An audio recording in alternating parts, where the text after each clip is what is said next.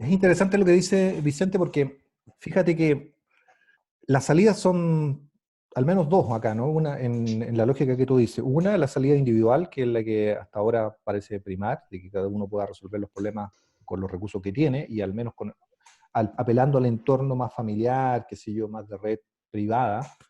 Y otro es la salida más comunitaria, ¿no? Restablecer un vínculo con un derecho, con un nuevo derecho, en este caso, con una nueva ofrenda de su entorno más cercano. Y es curioso, a mí también me ha llamado la atención la desvinculación bastante radical que se ha producido entre, por una parte, el inicio de esta situación pandémica y las estrategias biopolíticas desplegadas, que son evidentes en el caso chileno y en el mundial, y lo que vivimos hasta febrero de este año, ¿no? Desde octubre del año pasado, que es una, una explosión social, como se le ha llamado, pero también reconstrucciones de vínculos nuevos, comunitarios, que aparentemente quedaron allí, ¿no? Quedaron como congelados, como que se produjo un congelamiento de ese proceso. Y yo esperaría, y es en una reflexión que pudiéramos hacer a lo largo del curso también, de que frente a la salida individualizada, radical, de yo voy a robar si es que necesito, yo voy a matar si es que requiero, uno pudiera pensar en que esos vínculos, esa experiencia que se vivió durante al menos los mejores momentos del estallido social se pudiera retomar, ¿no? Se pudiera reconectar ese vínculo que allí se produjo en las calles, en las comunidades reconstruidas que hubieron desde octubre en adelante. Bueno, Valentina no eran buenas. Valentina, Ahí está. Hola. hola. Ya, es que yo tengo como una pregunta, en verdad, Sí, que no sé cómo se pronuncia el nombre, Byung-Chul Han, ¿ya? ya, Han, dile. Han, ya, bacán. Eh, Como que en un momento dice que concuerda con Agamben, Sí, acá. que dice que al final como que ya, si esta mentalidad y metodología china es la que mejor ha funcionado, como que al final si se replica en Occidente, Ujú, ahí sí se viviría en un constante estado de excepción y eso es ujú, como lo que él no quiere.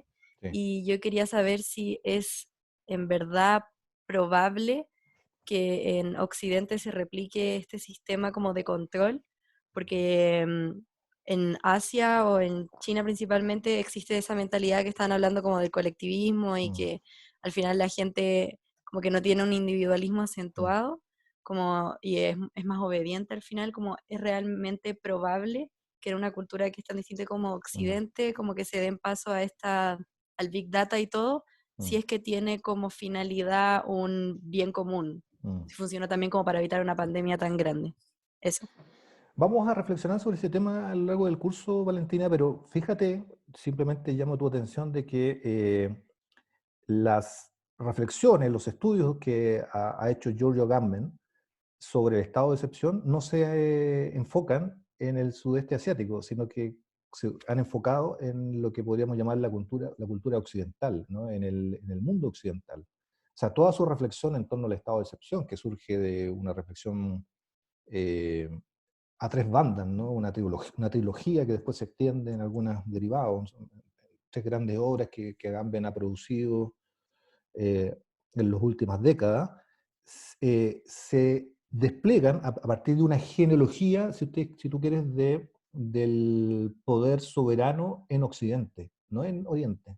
Entonces, te voy a poner un ejemplo, ¿no? Agamben podría pensar, o pensaría derechamente, que el poder de excepción eh, claramente se ejerció durante el régimen nazi alemán, en donde se decidió quiénes vivían y quiénes morían, ¿no? Y eso lo decide el poder soberano que se autoexcluye de alguna manera de la regulación normal, en el cual todos fuimos parte, teóricamente, todos fuimos parte para crear la comunidad, el poder soberano suspende aquel vínculo por razones excepcionales y decide qué es lo que corresponde para vivir en comunidad, qué es lo que no corresponde para vivir en comunidad, quiénes son los que se requieren excluir. Entonces, toda su reflexión de Agamben, la reflexión agambiana, se hace en el mundo occidental, no en el mundo oriental, eso es lo que te quiero decir.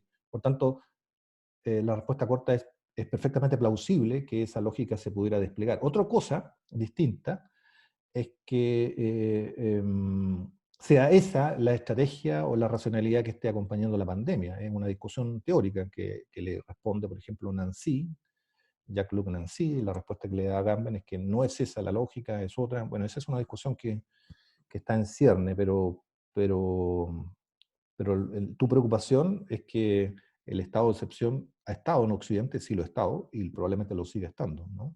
Vamos a ver más adelante cómo opera aquello. Bueno, vamos a darle la palabra a Amanda Roca. ¿Amanda? Hola, profe, ¿me Hola. escucha? Sí, te escuchamos.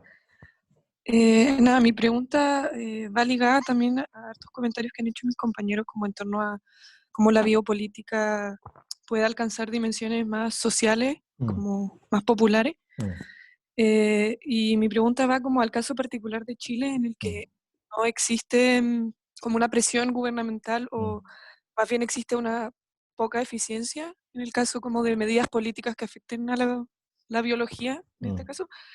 ¿Cómo surge la biopolítica en casos como Chile? O sea, ¿es como por combustión popular mm, o simplemente la biopolítica es una constante mm, en la historia? Como, sí. ¿qué nos hace ver que estamos frente a un fenómeno biopolítico en casos en los que la autoridad no tiene como una gran autoridad finalmente? Mm.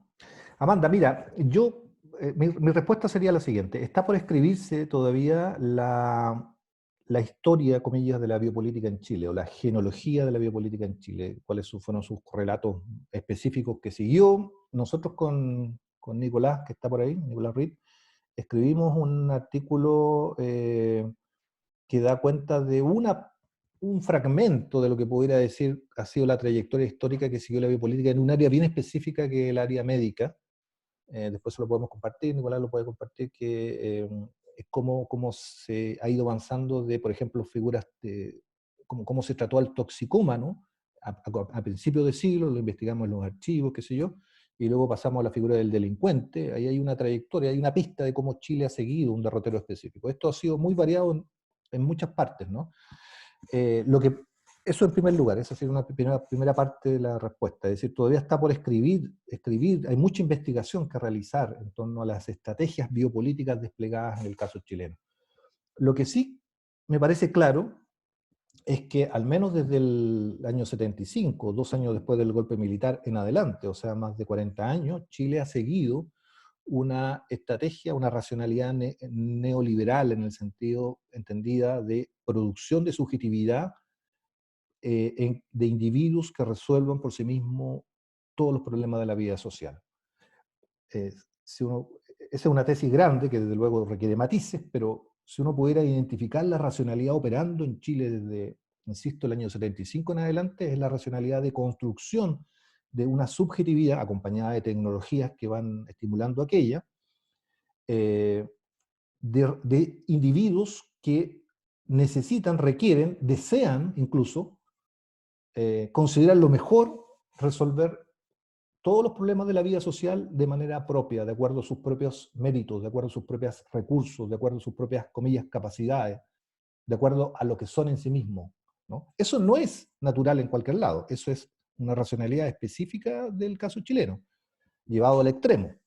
Entonces, eso se ejemplifica en cosas que ustedes conocen mejor que yo, probablemente, de que en Chile tú tienes que resolver tus problemas de salud, o sea, tú debes pagar los problemas de salud, tus problemas educacionales los tienes que resolver tú, o tu familia, tu entorno, o sea, tú tienes que eso se traduce en pagar. Todo se traduce en pagar, y pagar, ¿qué significa? Pagar es que uno resuelve los problemas individuales, ¿no? Eso no ocurre en todas partes del mundo, ¿no? En Noruega, por ejemplo, tú no te preocupas de pagar la educación, porque es algo que está excluido de eso, ¿no? Y la salud en general tampoco.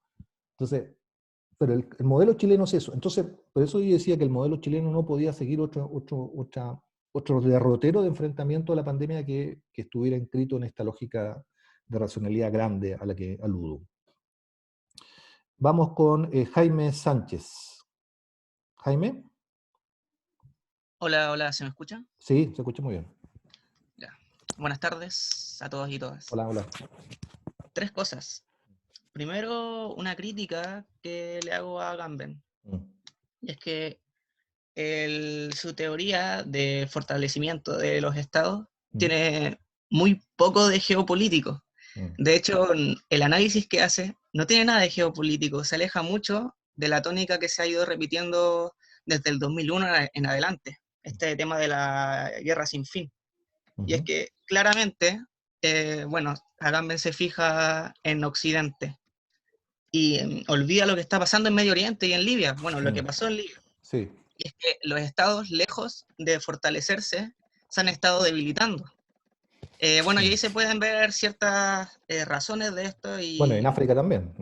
y en África también. Mm, El, y estos conflictos que se dan dentro de los estados-nación, quizás muchas veces visto incluso en temas particulares como mm, chiitas y sunitas, cosas ujú, realmente inexistentes, que conflictos reales entre chiitas y sunitas no es por religión, no es por mero culturalismo, a lo que sí, reduce a Gamben acá en Occidente. sí. Entonces es una crítica que se le puede hacer. Otra cosa es Mm, que, más a modo de reflexión, mm, en las películas se ven, bueno, y ha sido tónica también el tema del apocalipsis. De mm, alguna manera nos interesa el tema de que nos vamos a extinguir. Una manera de extinguirnos es por este tema del virus, y se ha repetido en juegos y un montón de cosas. Pero el problema no es, y en el resto, en todas las películas en realidad, el problema no es el virus como tal, mm, sino la reestructuración del mundo posterior al virus. mm, ¿Qué va a pasar con el mundo después del virus? mm. Entonces, y estos temas no se han tratado, o por lo menos yo no he visto que se han tratado como debería ser. El debate filosófico está centrado principalmente a la figura del virus, a la figura del contagiado, el peligro del virus, Mm. el, pero no nos enfocamos en cómo se va a reestructurar toda esta cuestión. A lo mejor pego de ignorancia Mm, filosófica y no estoy viendo todos los debates, mm. pero más a Sí, modo de reflexión. sí, no, está muy bien, Jaime, me parece muy válida tu reflexión. Eh, Te invito a mantenerla a lo largo del curso para poder ir contrastándola con la que podamos ir desarrollando también acá y permanentemente, si tú quieres ir interpelando, no hay ningún problema. De lo que cuando te escuchaba me acordé de una línea reflexiva que tenía preparada pero que no la dije, que es la siguiente. La, la biopolítica, en yo diría que hasta ahora, ¿no? Si uno lee la distinta literatura Foucaultiana, post-Foucaultiana en torno a la biopolítica, uno se da cuenta de que el foco de análisis del cual se analizan las estrategias biopolíticas, directa o indirectamente, el poder de los estados, el poder de instituciones, el poder de organismos, el poder o distribuido en la sociedad, pero el poder, ¿no? El poder ejercido por alguien que tiene poder, ¿no? Ya sea que tenga varias o instituciones o mecanismos que tienen poder, dispositivos que tienen poder, ¿no? Eh, si uno lo piensa así, esa mirada tiene un límite o tiene un problema, que es que intensificar esas estrategias de poder a partir de alguien, un dispositivo, qué sé yo, nos lleva a los problemas que alguno de ustedes mencionaba para el sudeste asiático, ¿no? De que ese poder se vuelve muy intenso, muy intrusivo. O sea, que los gobiernos se metan en la vida propia, en nuestros datos, en nuestra temperatura, en lo que hacemos, en donde nos movemos, es muy intrusivo. Salvo que ese poder se ejerza para controlar algo que está, comillas, fuera, aparentemente fuera del poder, ¿no? Un agente, como alguno de los textos decía, sin cara, sin pie, sin cuerpo, que es el agente viral, ¿no? El agente, ese organismo aparentemente externo, no humano, que nos viene a amenazar y por tanto que hace justificable los dispositivos de control intenso, que a su vez crean subjetividades eh, bastante anómalas, ¿no? Que simplemente se reflejan en una mascarilla, en un cuerpo inmunizado, en un cuerpo distanciado, incluso a nivel de metraje, ¿no? Alguien de los autores decía, el metraje recomendado era de 1 metro y en algunos casos ha pasado a una recomendación de 4.5 metros, ¿no? Y se reía creo que Agamben era, de los 50 centímetros, ¿por qué se fijó en 4 o 5 metros y no en 5 metros, ¿no? Y esa simplemente es la expresión más palpable de la desaparición del prójimo, del otro, ¿no? Ya no requiero el otro porque requiero que me proteja. Entonces, el prisma de la biopolítica tenía esa falencia que de alguna manera suponía en su intensificación una justificación mayor. Y las pandemias de alguna manera ofrecen esa posibilidad de justificatoria, porque trabajan a nivel de la necesidad de que la inmunidad se produzca, incluso a costa de mi propia individualidad para ser intervenida por, ¿no?, el dispositivo que me protege. Bueno, voy a dar la palabra a Camila Álvarez. Camila, ¿está por ahí? ¿Me escucha? Sí, adelante. Ya, yo igual quería comentar algo del texto de Judith Butler, creo que era. Sí, claro. Butler, ya, que por ejemplo en este escenario como de tanto riesgo y tanta mortandad es donde realmente como que se pone a la palestra la desigualdad de la medicina que hay en general como en el mundo en general la desigualdad, porque por ejemplo cuando Trump dice que él compraría la vacuna solamente para los estadounidenses, es como que saca como a florecer todo el individualismo que en el fondo tenemos. Estos como escenarios como de viral y enfermedad y cosas así, es donde más se evidencia y se saca como a flote la desigualdad que existe. Sí, por cierto, es el punto, todo el punto de Butler, que es un punto muy sensible a partir del lugar donde vive. Ella es una californiana que votó por Sanders, ella lo dice en el artículo, es interesante saber que votó por Sanders. Pero que además, parte diciendo en su primera línea del artículo de que ve que Sanders tiene muy pocas posibilidades de ser electo, ¿no? Entonces es el típico votante que vota sabiendo que no va a ganar y probablemente, claro, porque la disputa probablemente se dé entre Trump y Biden, ¿no? O Biden. Producto de la pandemia. Si algo ha hecho la pandemia es que ha regularizado la política del mainstream en Estados Unidos, ¿no? Porque frente a la amenaza la gente dice, ok, olvidémonos de los sueños, volvamos a la realidad, volvamos a la facticidad. Y la facticidad Claro, tiene... ¿Sí? y también, por ejemplo, en el caso de Asia y China, que están dispuestos ellos a perder su privacidad, por así decirlo, con tal de arreglar un asunto que es como comunitario. Por supuesto. Yo creo que acá no funcionaría sencillamente porque acá estamos más interesados como en nosotros mismos.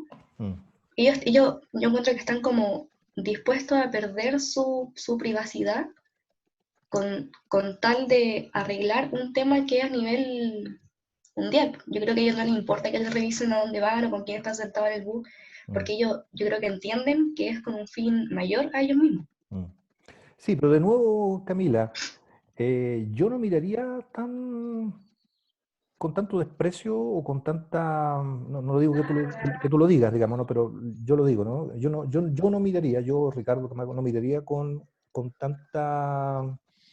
Mira cómo los sudeste asiáticos permiten que los gobiernos se metan a intrusiar sus vidas, su tecnología, primero porque parte de eso ya ocurre con nosotros, otra cosa que no lo sepamos, ¿no? Nuestros mecanismos, nuestros tecnologías también entregan datos que quedan en algún lado, todavía no han sido usados, pero están allí.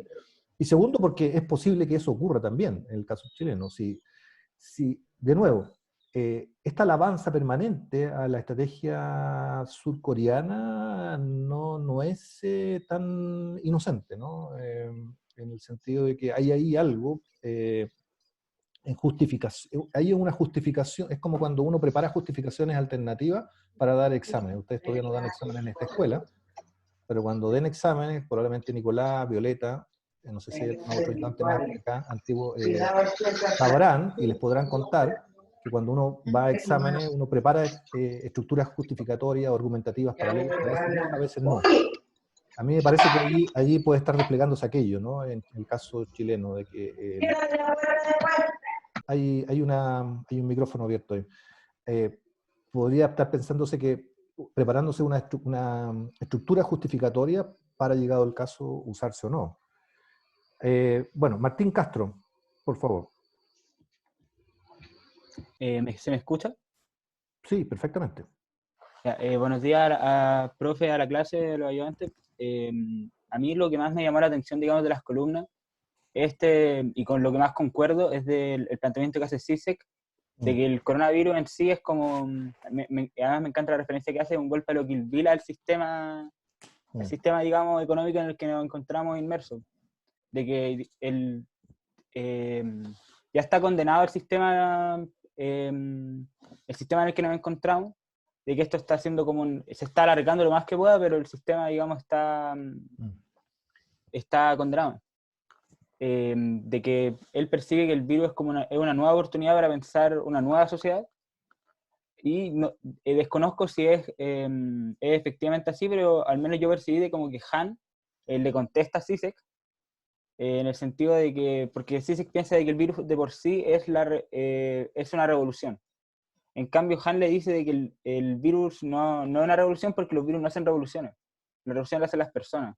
Y Han, digamos, desliza esta esperanza de que luego el virus tiene que venir una revolución humana contra el capitalismo.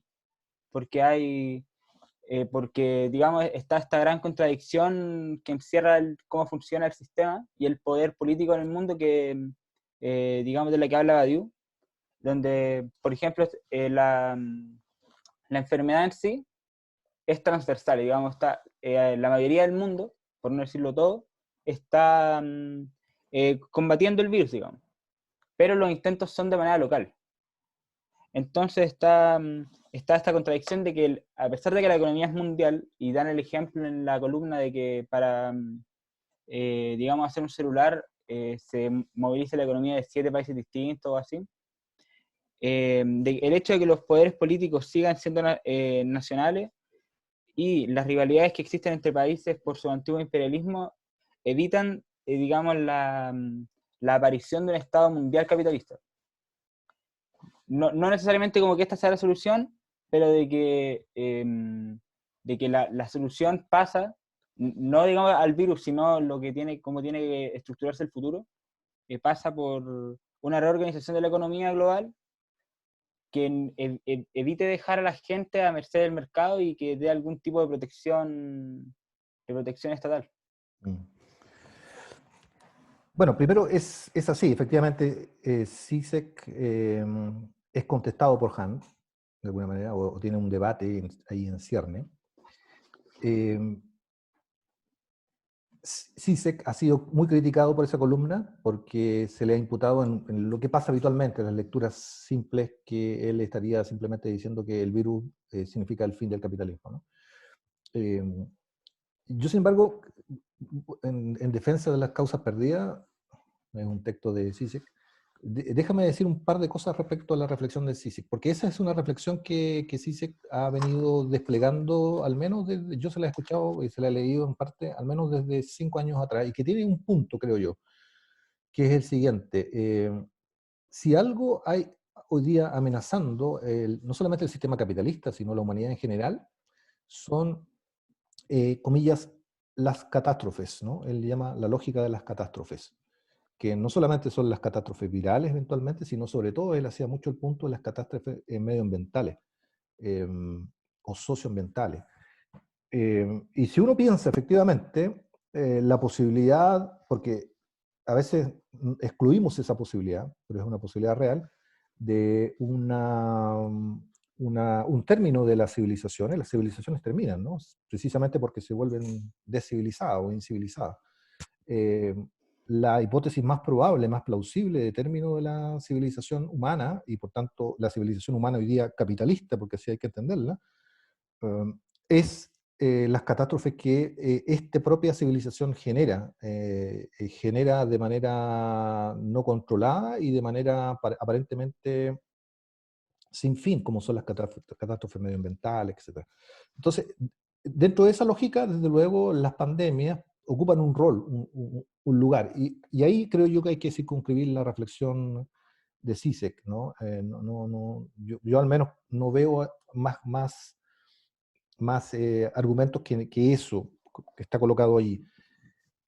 Pero sí me llama la atención, que es interesante porque uno podría, o sea, la tentación acá es rápidamente ponerse del lado de Han y decir, efectivamente, lo que está diciendo CISEC es ridículo. cuestión que para Zizek no sería problemático. Zizek no tiene problemas con la ridiculez, ¿no? Como si algunos ya lo conocen, sabrá que eso no es un problema para él. Él escribe libros y después los repite y los editores se los publican, no hay ningún problema en aquello, ¿no? Y hace chiste, y bueno, hay un personaje cuando se presenta, etc. Entonces no hay un problema allí, pero la posición políticamente correcta de Han a mí me resulta más problemática que en este momento la posición, comillas, aparentemente absurda de Zizek. ¿En qué sentido? Tú mismo lo dijiste, Han dice, la revolución no lo hacen los virus, lo hacen las personas.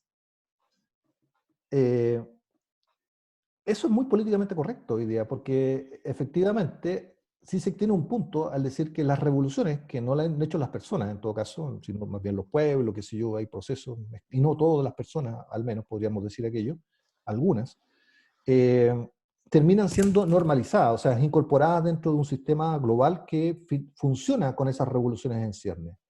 Piensa en la revolución iraní, ya que tú te fuiste, alguno de ustedes se fue para el Medio Oriente, la revolución iraní termina echando un gobernante pro-occidental y, bueno, convirtiendo a Irán en un Estado islámico, pero que finalmente termina funcionando. O en nuestros territorios, la revolución sandinista termina siendo una revolución que, en su lógica, comillas, revolucionaria, vuelve a un gobierno actual tremendamente conservador, como el gobierno de Daniel Ortega, ¿no? Después de, siendo que Daniel Ortega fue uno de los principales dirigentes de la revolución sandinista. Es decir, aparentemente la revolución no es hoy día un sinónimo de resolución de los problemas globales como lo que enfrenta el capitalismo, ¿no?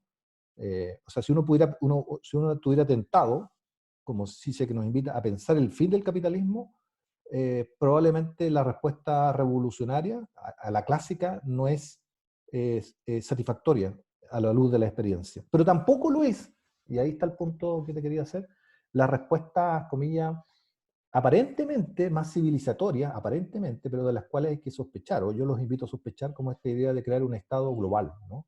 Algo de lo cual ya sospechó, bueno, que ya propuso Kant, ya propuso Habermas y otros autores de la socialdemocracia, y que ahora surge como primera respuesta a la pandemia. Efectivamente, esto es una pandemia global, pero eso no supone tener un gobierno global necesariamente, ¿no? Salvo que la propia noción de gobierno o de Estado se reconfigure, digamos, ¿no? Y no participe ahora de la misma manera en que está configurando. Les voy a contar una pequeña anécdota. Yo antes de la clase, de repente subo algunas provocaciones a Facebook, ¿no? Para molestar a mis amigos que son bien mainstream, a pesar de que son todos de izquierda, son todos mainstream. Entonces, acabo de subir una provocación diciendo que el teletrabajo de los parlamentarios había puesto en evidencia algo que ellos no se habían dado cuenta, que era que eso expresaba la obsolescencia misma, porque si ellos están legislando de su casa, ¿por qué no legislamos todos de nuestras casas? Entonces, ¿no? Y nos olvidamos del Parlamento, qué sé yo. Entonces, me fijé rápidamente en las respuestas que dan a esa provocación es, no, pero eso no, porque no tengo tiempo, no es suficiente, es altera la democracia, etc. Cuando finalmente, si algo está motivando esta crisis, ya que estás poniendo el tema de la salida, es pensar de manera distinta los problemas actuales. Y eso implica pensar de manera distinta en las instituciones actuales. ¿Por qué seguir pensando de igual manera la representación política si es que estamos todos en nuestras casas, comillas, participando como lo estamos haciendo por teletrabajo, en clase, en trabajo, en conferencia, etc.? Hay ahí una motivación mayor, creo yo, que es que llegar rápidamente a soluciones, comillas, clásicas, un Estado mundial, no, a mí al menos no me parece satisfactorio, pero lo podemos ir analizando a lo largo del curso. Bueno, estamos llegando. ¿Les parece que demos unos 10 minutos más? Pero voy a dar las palabras que quedan. Camila Águila, por favor. Sí, hola. Hola. Buenas tardes a todos. Bueno. Voy a tratar de ordenarme lo más posible en lo que quiero decir, pero en realidad son como ideas que traté de unir. Igual son como hartas cosas, pero bueno, quería referirme principalmente a la paradoja, entre comillas, de la biopolítica de Foucault, en el sentido de que también el concepto de la necropolítica, por ejemplo, sí, que uno lo ve como algo malo, pero finalmente esta como inclusión excluyente de la que se habla también, pasa a ser ahora lo que nos podría salvar supuestamente del virus, entre comillas, por ejemplo. Y en el sentido de que como chilenos siento que tendemos a ver esto de la biopolítica como algo muy lejano, pero en realidad nosotros siempre estamos como sometidos a esto, o sea, todo el tiempo. Sí. Esto es algo que, si bien parece lejano, estamos en un sistema que nos controla de esa forma también. Y como especie de reflexión a nuestra situación actual, unida a lo que vino pasando desde el 18 de octubre, y también relacionando, por ejemplo, a Butler con Preciado, es que como que, si bien se agudizan las formas de control, también se ven agudizadas las brechas que tenemos en salud o en educación. Entonces me recordó mucho también a esta especie de doctrina del shock. Sí. Sí, es cierto. Bueno, eso yo estoy de acuerdo. Yo creo que las estrategias biopolíticas en Chile están desplegadas desde hace mucho tiempo. Hay una historia por escribir allí. Eso lo dije delante. Y habría también que matizar esta afirmación gruesa que yo dije delante de que la racionalidad principal que está en Chile operando es la racionalidad neoliberal, porque Nicolás ahí es un experto más en este tema, pero siempre cuando hay racionalidades de gobierno o de gubernamentalidades desplegadas, también se despliegan al mismo tiempo, paralelamente o secuencialmente, estrategias de resistencia a aquellas que también operan, que también existen, que también son válidas y también hay que visibilizar y que están invisibilizadas. Entonces, no solamente en Chile existen estrategias neoliberales de gobierno, como las que dije antes, de que cada uno resuelva sus problemas, sino también existen desplegadas muchas estrategias de resistencia a aquello. Y sería largo, o sea, todos los movimientos queer, anticultura, etcétera, y también más populares en el sentido tradicional que existen en torno a esas estrategias, están allí. Y todo eso está dentro de una tómbola operando, ¿no? Y ese es Chile, ¿no? Ese es Chile llena de subjetividades construidas bajo esas lógicas de racionalidad y de resistencia. Y con eso es lo que el país debe lidiar. Martín, no te alcanzo a ver todo tu apellido, malagueño, supongo. Martín.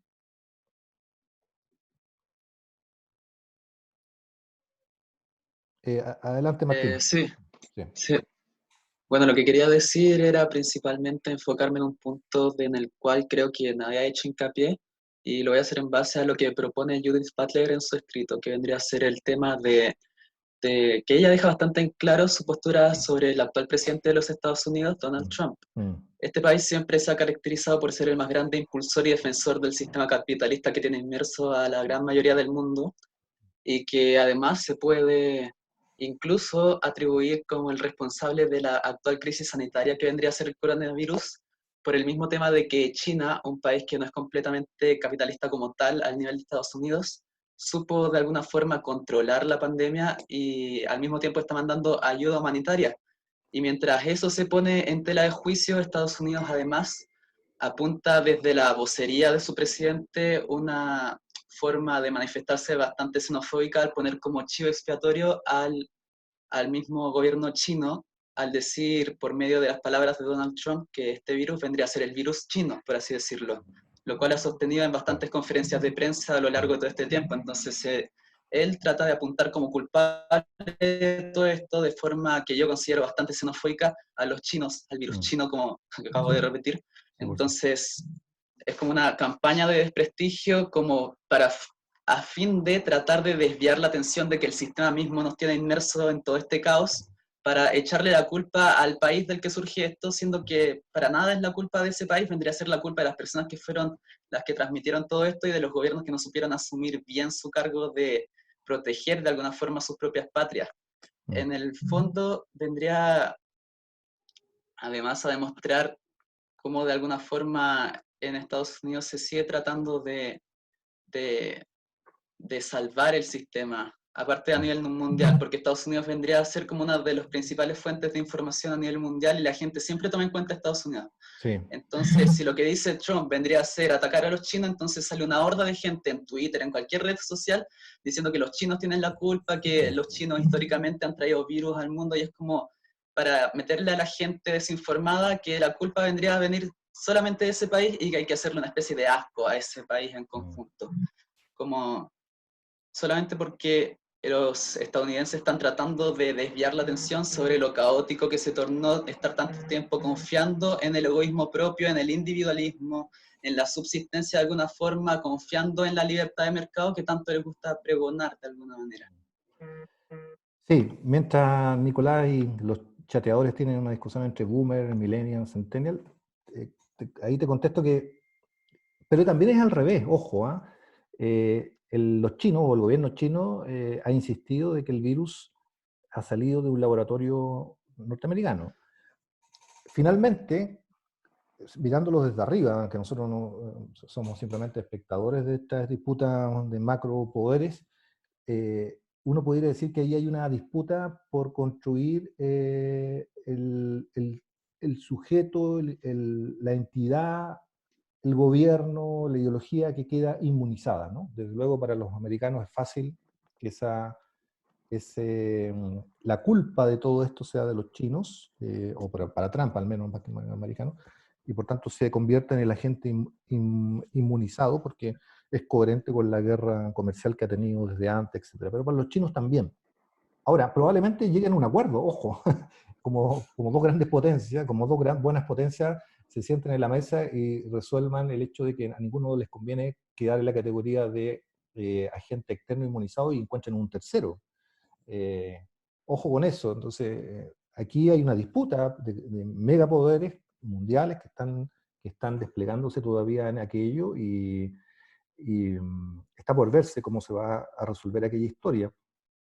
Pero a mí no me sorprende, es propio de la política, eso sí que es propio de la política tradicional, trabajada a través de estrategias biopolíticas, ¿no? de inmunización del enemigo. Bueno, vamos a las 3 últimas palabras, ¿les parece? Josefina Gubins. ¿Gubins? Sí, Gavins. Gavins. Tomando la idea de buscar algo a que sea como el responsable de todo esto que está pasando, es una estrategia que se viene ocupando desde el principio de los tiempos, encontrar un culpable como para esconder una falta de preparación. Y como tomando también la idea de Han sobre como que en realidad hay un debilitamiento de las barreras inmunológicas en los mismos países, que ahora estamos llegando como a una intensidad de globalización y capitalismo con el turismo masivo, con la era digital, la crisis ambiental, que nos muestra que en realidad hay un déficit en la manera en que pensamos el Estado y el mismo sistema económico, y que por eso un virus naciendo de un mercado chino puede tener a todo el mundo en un pánico global, porque ya no estamos, como que estamos entrando en una lógica reactiva frente a estas crisis, que es como la lógica capitalista, que el mercado se ordena solo, que todo va a retomar un orden natural, y no en unas medidas preventivas, porque ya estamos en un contexto donde no podemos permitirnos el lujo de simplemente reaccionar, sino que también hay que entrar en una especie de moderación, no sé cómo decirlo. Sí, interesante. Claro, el problema con los virus es que uno no sabe de dónde vienen realmente, ¿no? Yo tampoco daría tan por sentado que venga de un mercado chino, ¿no? Quizás, o si viene de ahí, uno no sabe si el origen realmente está allí, ¿no? El origen verdadero de los virus. O sea, era un ejemplo, como sí, para decir que por cierto, sí, puntual afecta. Sí, quizás la mejor reflexión de los virus la haya dado el agente Schmidt, ¿no? En Matrix, ¿no? Cuando nos decía que nosotros éramos virus, ¿no? Porque los virus, ¿qué hacen? Van a un organismo, lo depredan y luego van a otro, y por eso se expanden, ¿no? Eso es lo que hacemos nosotros, habitualmente. Bueno, Carolina Moreno. Hola. Hola. Mi duda es de que si el factor como del escepticismo, por así decirlo, del virus tiene que ver con infundar miedo, porque por ejemplo estaba el texto de Berardi donde él va narrando como lo que piensa como a lo largo del tiempo. Entonces al principio él se muestra como de que el virus en verdad, ¿cuál es la diferencia como con otro resfriado? Iba a ir a cenar. Claro. Sí. Él salía a cenar con la familia, compró pintura porque estaba estresado. Después cuenta de que ya no se junta con la familia porque está el miedo de que los pueda enfermar, porque al final él es población de riesgo. Entonces, a diferencia de los otros, como que se refiere harto como a él le impacta directamente, porque a pesar de que la mayoría de los textos que leímos eran de personas que sí eran población de riesgo, no parecían mucho referirse a esa parte del Byung-Chul, que también Badiou, creo que Badiou se refiere un poco, Badiou, sí. Pero no lo hacen tanto, independiente de que sí le afecte, pero al final Berardi como que habla de que él se va a encerrar y de que al final tiene miedo de lo que pueda pasar, de que no la población se pueda volver violenta. Y siento de que esto también se ve harto como en los políticos, por así decirlo. Trump al principio también era escéptico, pero después estaba tomando el test del coronavirus y después, como habla la Judith Butler, está dispuesto a comprar una vacuna, como por así decirlo, para proteger a los americanos. Y en general como que siento que en Latinoamérica también ha pasado lo mismo, de que los representantes políticos como Estado se muestran escépticos al principio y después dicen, no, es verdad, hagamos todo aislamiento. Entonces, como parte de un juego, entre comillas, ser escéptico al principio, o realmente esa es como la reacción natural respecto al virus. Sí, pero yo estoy totalmente de acuerdo con tu aproximación, pero te complemento la historia, porque hay un capítulo nuevo en esa historia, no sé si la ha seguido Carolina, que es el videíto que grabó Boris Johnson en Instagram, con coronavirus ya en el cuerpo, ¿no? Porque él, tú sabes que dio positivo, porque efectivamente Boris Johnson, el primer ministro británico, era uno de los que se había manifestado escéptico, incluso había adoptado una estrategia en el Reino Unido bien singular de no hacer cuarentena, no hacer tanto aislamiento social, y luego cambió esa estrategia por un informe del Imperial College. Y él también, y bueno, ya él ahora resulta positivo en coronavirus, pero acaba de sacar, o ayer creo, véanlo, quizás Nicolás después lo publicar, no sé cómo se suben los videos de Instagram a esta red, donde él da una declaración como primer ministro acerca de la pandemia, pero no se refiere en ningún momento a su propia enfermedad. Es interesante. Y tú lo vas viendo porque tú, desde luego, todo el mundo sabe que tiene coronavirus, entonces tú vas buscando el momento en que él dice algo, o, como no lo dice, vas buscando algún signo vital en su rostro, en su pelo, en su manera de hablar que devele que tiene coronavirus, y no lo encuentras, salvo quizá un poquito de agitación mayor, pero él es un hombre muy agitado siempre, entonces no encuentra, y hay un nuevo capítulo. ¿Qué está transmitiendo Boris Johnson, primer ministro, con coronavirus? Sin coronavirus. Está queriendo decir, ok, yo dominé el coronavirus, pero no tengo que decirlo porque soy autosuficiente. ¿Qué está queriendo decir allí? ¿Te fijas que hay una vuelta? Es una manera inglesa también, diríamos, es la manera británica de afrontar el coronavirus, ¿no? O sea, sin tanto aspaviento. Recuerda que el pueblo británico, el pueblo inglés, es famoso, y ellos, aunque no lo dicen públicamente, ellos se sienten orgullosos de esta historia que te voy a contar.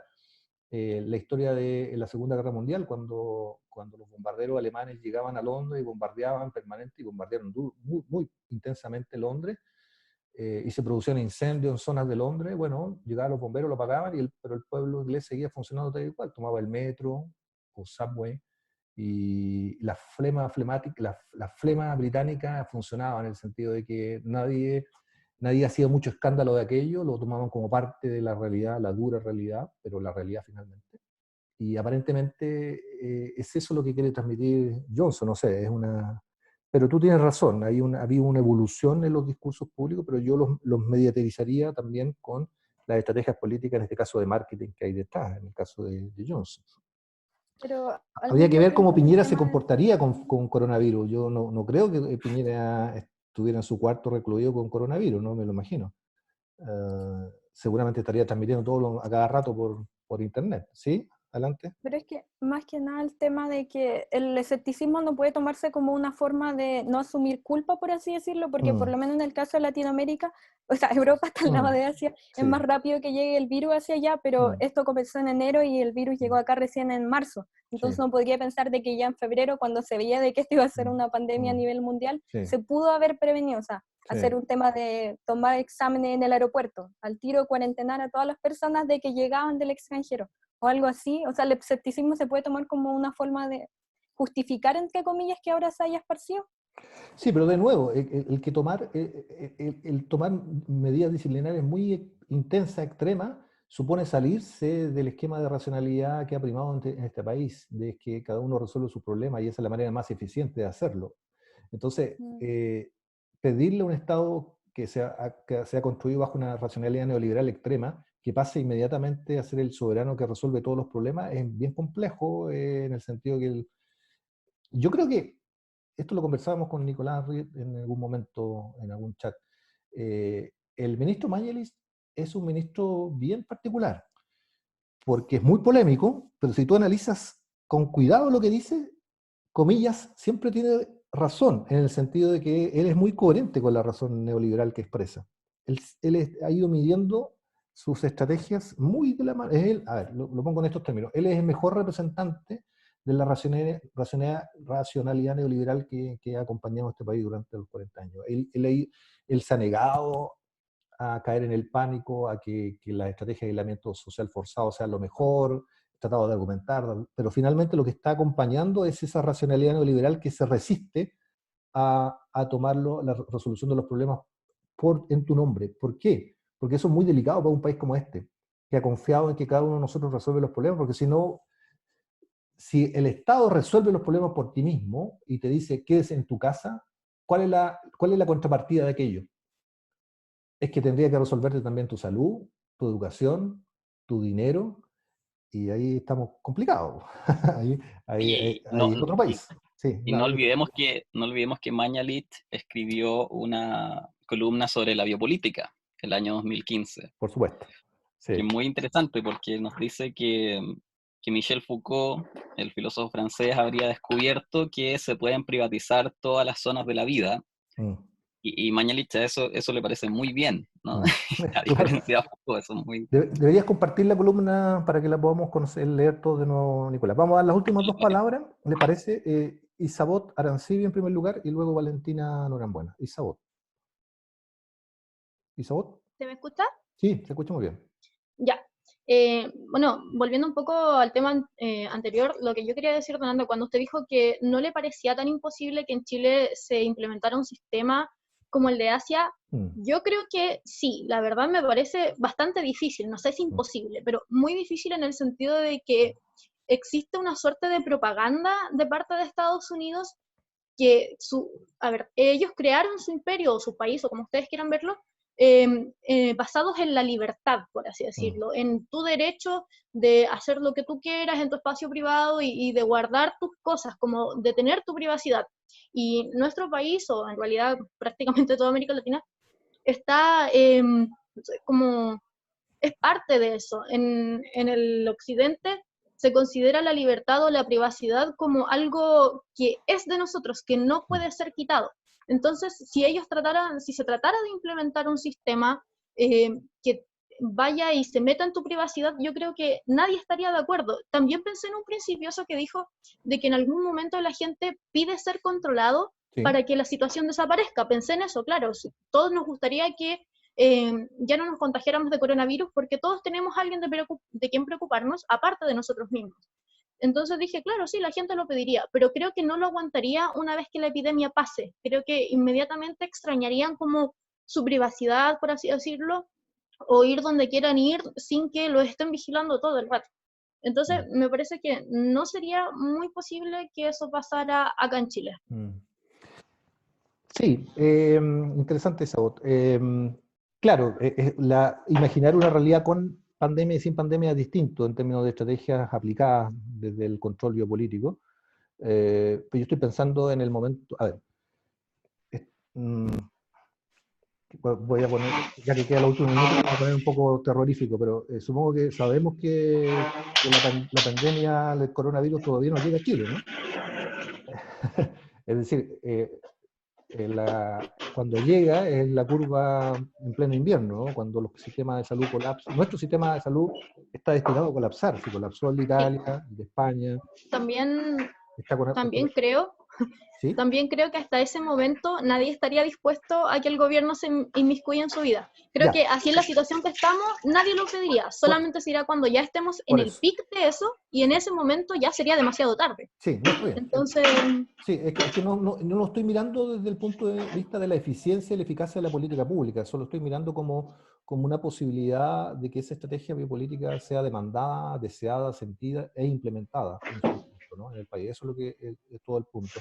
Y desde luego yo también estoy de acuerdo, Isabot, cuando baja eso, cuando cae la pandemia, porque la pandemia baja, las estrategias biopolíticas intensas y extremas también bajan, pero, ojo, esto ocurre como creo yo, la experiencia comparada uno lo puede ver así, en el caso asiático lo puede ver así, como cuando hay una marejada alta o cuando hay un tsunami, ¿no?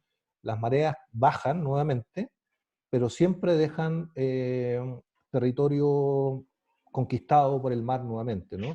Ese territorio conquistado en términos biopolíticos supone que la población que ya experimentó la intensidad de esos controles está más receptiva a poder efectivamente recepcionar nuevamente esos controles en una intensidad menor, desde luego, pero hay un avance del control biopolítico ahí, me parece a mí. Esto es una hipótesis, no estoy diciendo que va a ocurrir así. Sí, estoy entiendo, pero pienso que esa situación tendría que suceder como durante mucho tiempo de sometimiento a estas formas, porque en Asia pasa porque ellos están acostumbrados a su forma de gobierno, incluso cuando la persona que no los gobierna no les agrada, ellos no van contra él, sino que tratan de hacerlo mejorar, por así decirlo.